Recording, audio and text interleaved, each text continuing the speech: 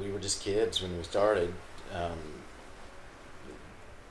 and the first 10 years went by in a blur, and in the last 10 years we've slowed down some, but we're actually having more fun now.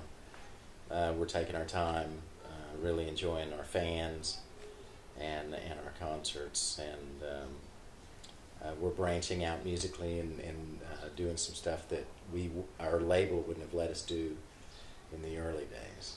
But ironically, we started on RCA Records in the mid '80s, and we just released an anthology of our greatest hits in our to celebrate our 30th anniversary, and we're back on RCA. We have done 3 USO tours in the last 8 years, and those tours took us all over the world. We were in Korea, we were in Iraq, Turkey, Germany, UK, all over. It was a crazy. One of the tours in particular was very. It was just a crazy tour because we hit so many cities in such a short amount of time. It's a different country every day, for 20 days or so. But as a result of that experience, particularly, I think it was the second tour, we were moved to write a song about it. And actually, our bass player, Paul, had made a phone call to... I'm trying to remember how the story goes. I think he got a phone call from a kid that was the son of a girl that he used to date, and he had become... many years had passed, and he was a sergeant in the Army, and he was stationed in Iraq, and he was on his 3rd tour of duty. And he and Paul, our bass player, had a long conversation, and at the end of the conversation, Paul hung up the phone, and he sat down with pen and paper, and he wrote out this poem, and he put it in a drawer.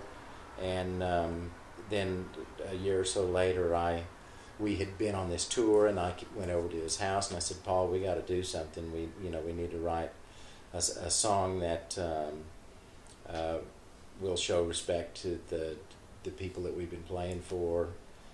Particularly, we knew we were going to be going out again. We'd been invited back, and so we wanted to have a song that would speak to them." And Paul said, "Man, I've got this poem I wrote in the drawer," and he pulled it out, and we sat down and turned the poem into a lyric, and the lyric into a song, and that's what Home, the song, is about. After that, we did this tour where we went all over the world and played on bases.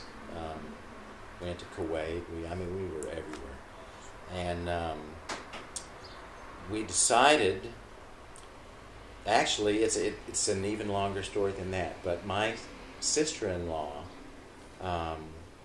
actually helped us start an internet site called the Restless Heart Home Project, and her advertising agency, Lucky Dog Productions in Phoenix, Arizona,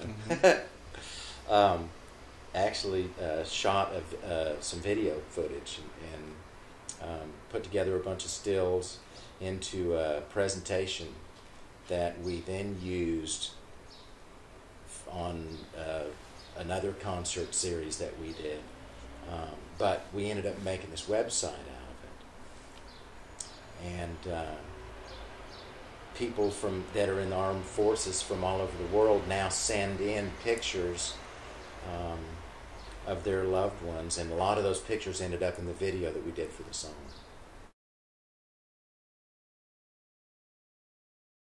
It's a new song, but it sounds like kind of vintage Restless Heart.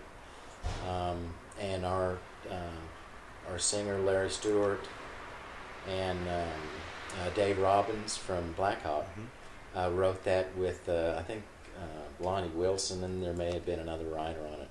That's a song that they wrote, and to me it sounded like something off the Wheels album. And so that's a new recording. We did that in the last year or so.